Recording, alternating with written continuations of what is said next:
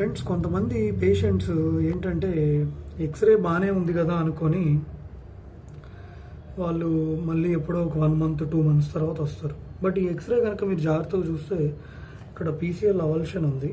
So MRI నేను చూపిస్తానండి మీకు. మీరు ఇక్కడ క్లియర్గా చూడొచ్చు, మన మోకాల్లో ఉండే one of the most important ligament PCL, posterior cruciate ligament, ఇక్కడ బోని అవల్షన్ అయింది, బోన్ పీస్తో పాటు లేచింది అనమాట. సో ఈ తెల్లగా ఉన్నది బ్లడ్, దెబ్బ తగిలి కింద పడినప్పుడు మోకాలు వాస్తుంది కదా, అది బ్లడ్ చేరుతుంది అక్కడ. సో ఇక్కడ కనపడుతుంది కదండి, వైట్గా ఉన్నది బ్లడ్ అనమాట ఇది. సో ఇది యాక్సియల్ సెక్షన్స్. సెజైటల్ సెక్షన్లో ఇలా ఉంది, క్లియర్గా తెలుస్తుంది కదా.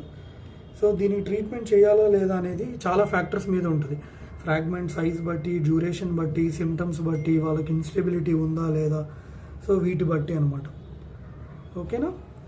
సో ఇంకేమైనా డౌట్స్ ఉంటే మీరు కింద కామెంట్స్లో తెలియజేయండి. సో ఇది చూసారు కదా, ఇక్కడ బోన్ పీస్తో పాటు లేచింది. ఓకేనా? సో నడవడానికి ఇబ్బందిగా ఉందా లేదా, ఎన్ని డేస్ అయింది, పోస్టీరియర్ సాగ్ ఉందా లేదా, యాంటీరియర్ నీ పెయిన్ ఉందా లేదా, ఫ్రాగ్మెంట్ సైజు, సో ఈ అన్ని ఫ్యాక్టర్స్ బట్టి దానికి సర్జరీ చేయాలా, వితౌట్ సర్జరీ అది ట్రీట్ చేయగలుగుతాం అనేది చెప్తాం.